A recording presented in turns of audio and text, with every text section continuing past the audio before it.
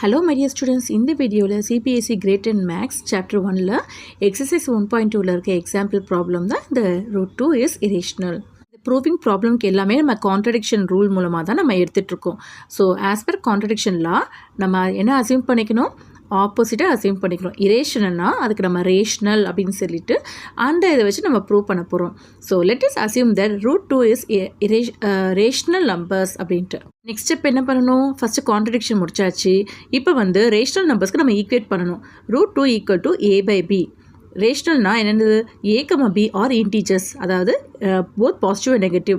B is not equal to 0 அப்படின்னு என்னது, denominator வந்து 0வாக இருக்கக்கூடாது. Then a and b are coprime. Coprime என்னது, ஏ அண்ட் பி அதாவது நியூமரேட்டர் அண்ட் டினாமினேட்டர் வந்து ஒரே டேபிள்ஸில் சால்வ் ஆகாது. ஒன்லி ஒன் தான் காமன் ஃபேக்டராக இருக்கும் ரெண்டுத்துக்குமே. நெக்ஸ்ட் இப்போ கிராஸ் மல்டிபிள் பண்ணுறாங்க. So root 2 into b then 1 into a. Next squaring on both sides. Root 2 b square பண்ணுறாங்க, ஏவை ஸ்கொயர் பண்ணுறாங்க. ரூட் 2 வந்து ஸ்கொயர் பண்ணிங்கன்னா உங்களுக்கு வந்துட்டு 1 தான் 2 மட்டும் தான் கிடைக்கும். பிகாஸ் பவர் வந்து 1/2 1/2 இன்ட்டு 2 வந்து என்ன ஆகுது, உங்களுக்கு வந்து வெறும் 2 தான் இருக்கும். Then b square equal to a square. அதை வந்து நம்ம வந்து a square equal to 2b square சொல்லி ஜஸ்ட் அப்படியே ஆப்போசிட்டாக ரிவர்ஸ் எல்ஹெச்எஸ் ஆர்ஹெச்எஸ் மாற்றி எழுதியிருக்கோம், அவ்வளோதான். இதை வந்து நம்ம equation 1. Next as per theorem 1.2 என்ன சொல்லியிருக்காங்கன்னா, 2 divides a square then 2 divides by a, அதாவது 2ன்ற ப்ரைம் நம்பர். ஓகேவா?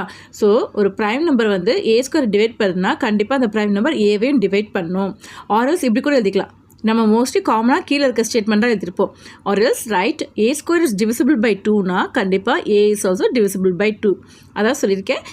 As per theorem 1.2. இங்கே சைடில் கூட நீங்கள் கார்னரில் எழுதினாலும் ஓகே. இந்த ரூல்லாம் எதுவும் அவசியம் கிடையாது, நான் உங்களுக்கு புரியறதுக்காக எழுதியிருக்கேன். நீங்கள் ஜஸ்ட் இந்த ஸ்டேட்மெண்ட் மட்டும் எழுதணும். Or else write a square is divisible by 2, a is also divisible by 2 எழுதிட்டு ஆஸ் பர் தியரம் 1.2 எழுதினா போதும். இந்த சாப்டரில் இருக்க எல்லா ப்ராப்ளம்ஸ் முடிச்சதுக்கப்புறம் மார்க் ஸ்பிட்டிங்ஸ் பற்றி உங்களுக்கு டீட்டெயில்டாக எக்ஸ்பிளைன் பண்ணி ஒரு வீடியோ போடுறேன்.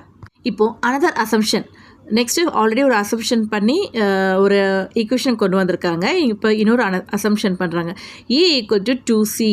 ஏன்னா இங்கே 2, ஏன்னா ஒவ்வொரு கொஸ்டினுக்கு ஏற்ற மாதிரி மாறும். இங்கே ஏன் 2c எடுக்கிறாங்க, அப்போ ரூட் 5 ரேஷியல் கண்டுபிடிக்கும் போது ரூட் 5c அப்படின்னு எடுப்பாங்க. ரூட் 7னா வெறும் 7c எடுத்துப்பாங்க. ஓகேவா? அந்த என்ன கொஸ்டின்ஸ் கேட்கலாம் அதுக்கேற்ற மாதிரி நம்ம எழுதிக்கணும். ஏ ஈக்குவல் டு இப்போ ரூட் 2 ப்ரூவ் பண்ண போகிறனால 2c எடுத்துருக்கோம். அப்புறம் அது squaring on both sides square பண்ணியாச்சு. அப்புறம் 2 ஸ்கொயர் எக்ஸ்பேண்ட் பண்ணி 4 எடுத்துக்கிட்டாங்க. A square equal to 4c square. இதான் வந்து நம்மளோட ஈக்குவேஷன் 2. இப்போ என்ன பண்ணுறாங்க, substituting equation 1 in equation 2 in place of a square. ஓகேவா? ஸோ அந்த ஏ ஸ்கொயர் இருக்க இடத்துல நம்ம ஃபஸ்ட்டு ஈக்குவேஷன் 1ல் நம்ம என்ன கண்டுபிடிச்சோம், ஏ ஸ்கொயர் இருக்குது 2b ஸ்கொயர் இருக்குது இல்லையா, அதை நம்ம இங்கே சப்ஸ்டியூட் பண்ணுறோம். In place of a square நம்ம வந்து 2b ஸ்கொயர் போடுறோம். நெக்ஸ்ட்டு ஆஸ் பர் கோப்ரைம் படி நமக்கு வந்து டிவிசிபிள் ஆகக்கூடாது. பட் இங்கே பாருங்கள் இன்னொரு ஃபேக்டர் கிடைக்குது. 2, 4 வந்து ஒரே டேபிள்ஸில் டிவிசிபிள் ஆகுது. ஓகேவா? அதுலேயே நமக்கு வந்து தெரிஞ்சு போச்சு இது ப்ரூவ் ஆகாதுன்ட்டு. இப்போ பாருங்கள் 2 இங்கே வந்து 4 கேன்சல் ஆகி 2 அப்படி எழுதியிருக்காங்க. ஏன்னா 2 டைம்ஸ் 2 வந்து 4. ஸோ அதனால் 2 டேபிள்ஸில் 2 டைம்ஸில் உங்களுக்கு வந்து 4 கிடைக்கனால so b square equal to 2c square.